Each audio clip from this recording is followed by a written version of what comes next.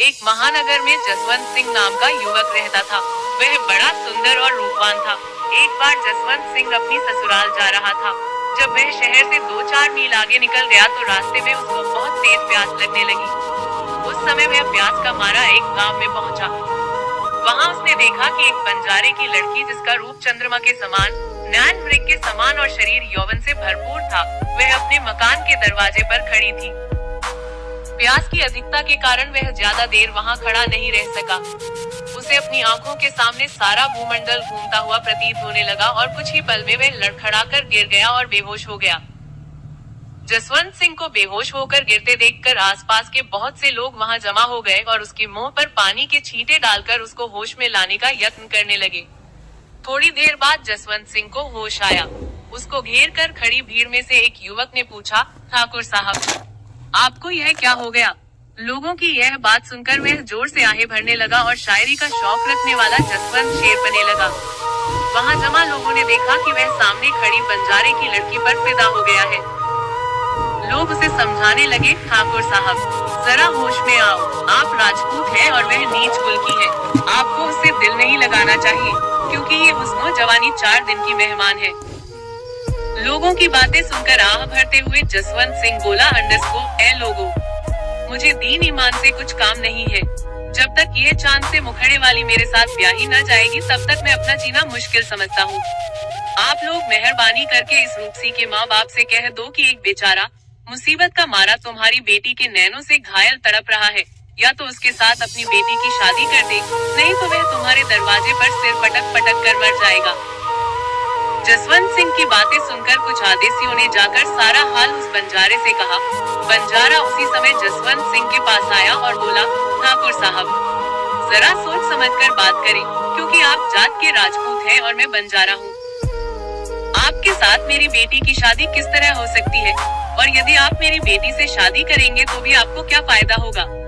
क्योंकि हमारा पेशा तो इधर उधर घूमते रहने का है, और अगर आप मेरी लड़की से शादी करेंगे तो आपको भी ये काम करना पड़ेगा और आप अपनी जात बिरादरी में किसी काम के नहीं रहेंगे। बंजारे ने जसवंत सिंह को हर तरह से ऊंच नीच की बातें समझाई, लेकिन जसवंत सिंह की समझ में कुछ नहीं आया। आखिरकार मजबूर होकर उस बंजारे ने अपनी लड़की का ब्याह जसवंत सिंह के साथ कर दिया। विवाह के बाद जसवंत सिंह और बंजारे की लड़की में इतना प्रेम बढ़ा कि जसवंत सिंह को उस लड़की के सिवा दुनिया में कुछ नजर नहीं आता था। इसी तरह ऐशो आराम की जिंदगी के कुछ दिन गुजर गए। एक दिन जसवंत सिंह को अपने घर की याद आई। वह अपनी पत्नी से कहने लगा, अब मेरा दिल अपने घर जाने को चाहता है। अगर तुम्हारे माँ बाप आज्ञा दे तो उनसे कहो कि तुम्हारी विदाई कर दे। मुझे कोई एतराज नहीं है, क्योंकि मैं तो आपकी आज्ञा का पालन करना अपना धर्म समझती हूँ। बंजारे की लड़की ने कहा। लड़की ने अपने माँ बाप को सारा हाल कह सुनाया। उन्होंने खुशी खुशी बेटी और दामाद को ढेर सारा सामान देकर विदा किया।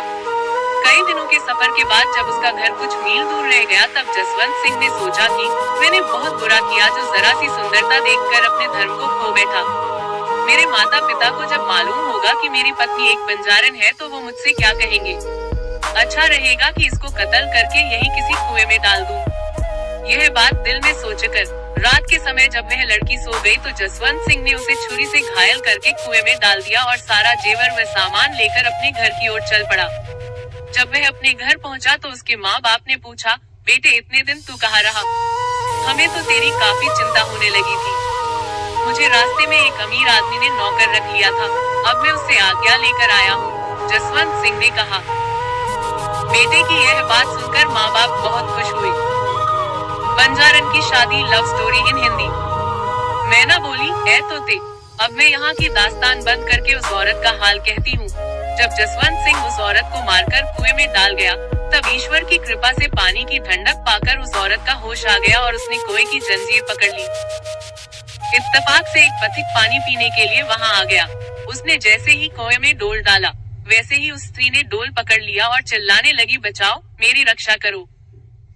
तू कौन है? पथिक ने पूछा। ए पथिक, मैं मुसीबत की मारी एक अबला हूँ, मुझे इस कुएं से निकालकर मेरी जान बचाओ, बंजारन ने प्रार्थना भरे स्वर में कहा। यह सुनकर उस पथिक ने औरत को कुएं से निकाला और पूछा, तू कौन है और तेरा यह हाल कैसे हुआ? मैं और मेरा पति अपने घर जा रहे थे, अचानक डाकुओं ने हमें घेर कर हमारा माल व सामान लूट लिया लिया तथा मुझे घायल करके इस कुएं में डाल गए, उस औरत ने बताया। यह सुनकर पथिक को उस पर बड़ी दया आई। उस पथिक ने रास्ते की कई विपत्तियां सहकर उस लड़की को उसके माँ बाप के पास पहुँचा दिया। माँ बाप ने जब अपनी भूखी प्यासी घायल बेटी को देखा तो बहुत परेशान हुए और बेटी को सीने से लगाकर उन्होंने पूछा, बेटी, तेरा यह हाल कैसे हुआ, हमें बता। उस पतिव्रता स्त्री ने अपने पति के कमीनेपन को छुपाकर अपने माँ बाप से कहा, रास्ते में डाकुओं ने हमला करके सारा माल लूट लिया और मुझे जख्मी करके कुएं में डालकर भाग गए। मेरे पति का क्या हुआ, मुझे कुछ मालूम नहीं। यह बात सुनकर उसके बाप ने समझाया, बेटी, ईश्वर को याद कर और उसे धन्यवाद दे जिसने तेरी जान बचाई, वही तेरे पति को भी तुझसे मिला देगा। थोड़े ही दिनों में भगवान की कृपा से वह औरत बिल्कुल भली चंगी हो गई। मैना बोली, ऐ तोते, यहाँ की बात यहीं छोड़कर अब थोड़ी सी उस बेईमान की बात सुनाती हूँ। जब जसवंत सिंह को वापस आए हुए 2-4 महीने हो गए और वह सारा माल बेचकर खा गया, खर्चे की तंगी होने लगी तो वह सोचने लगा, अब माल खत्म हो गया, मुझे उस बंजारे के पास चलना चाहिए और वहाँ जाकर उससे कहूँगा कि तुम्हारी बेटी के लड़का हुआ है तो वह यह शुभ समाचार सुनकर कुछ रुपया पैसा अवश्य ही देगा। यह सोचकर वो अपनी ससुराल पहुँच गया तो उसने देखा कि झोपड़ी के बाहर बंजारे की वही लड़की चारपाई पर बैठी है। जब उस लड़की की नजर उस पर पड़ी और दोनों की आंखें मिली तो जसवंत का चेहरा पीला पड़ गया। वह डर कर कांप उठा और सोचने लगा, ये बहुत बुरा हुआ जो मैं यहाँ आ गया, अब तो इसका बाप मुझे जिंदा नहीं छोड़ेगा।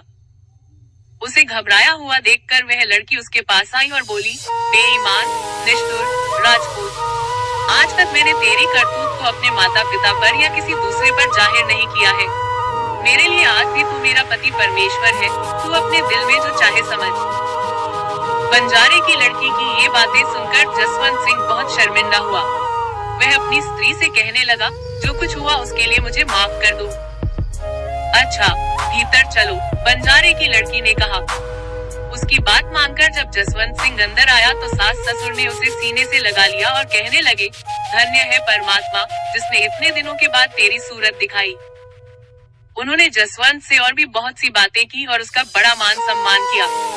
जब इसी तरह ऐशो आराम में कुछ दिन गुजर गए तो जसवंत सिंह ने अपनी स्त्री से कहा, अब मेरा दिल यहाँ नहीं लग रहा है, अब हमें अपने घर चलना चाहिए। बंजारे की लड़की ने यह सुनकर उससे कहा, मुझे तो आपके साथ चलने में कोई एतराज नहीं है, मगर सोच लो कि कहीं आप पहले की तरह धोखा तो नहीं देंगे। मैं परमात्मा को हाजिर नाजिर मानकर कहता हूँ कि अब ऐसा कुछ नहीं होगा। जसवंत सिंह ने पत्नी की शंका मिटाने का प्रयास करते हुए कहा। जब उस स्त्री ने अपने माँ बाप से कहा कि मैं अब अपनी ससुराल जाना चाहती हूँ तो उन्होंने बहुत सा माल असबाब देकर बेटी को विदा कर दिया। जसवंत सिंह खुशी खुशी रुखसत होकर चल दिया और जब एक जंगल में पहुँचा तो उसने उस स्त्री को छुरी से घायल करके फिर उस जंगल में फेंक दिया और सारा माल लेकर अपने घर की ओर रवाना हो गया। वह औरत बेचारी छुरी से घायल पड़ी तड़प रही थी कि संयोगवश उसी गांव का एक बंजारा उधर आ निकला।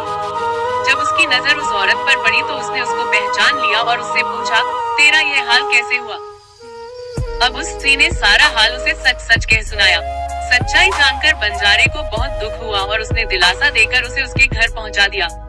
उसके बाद उस औरत ने मरते दम तक उस बेईमान का नाम भी नहीं लिया।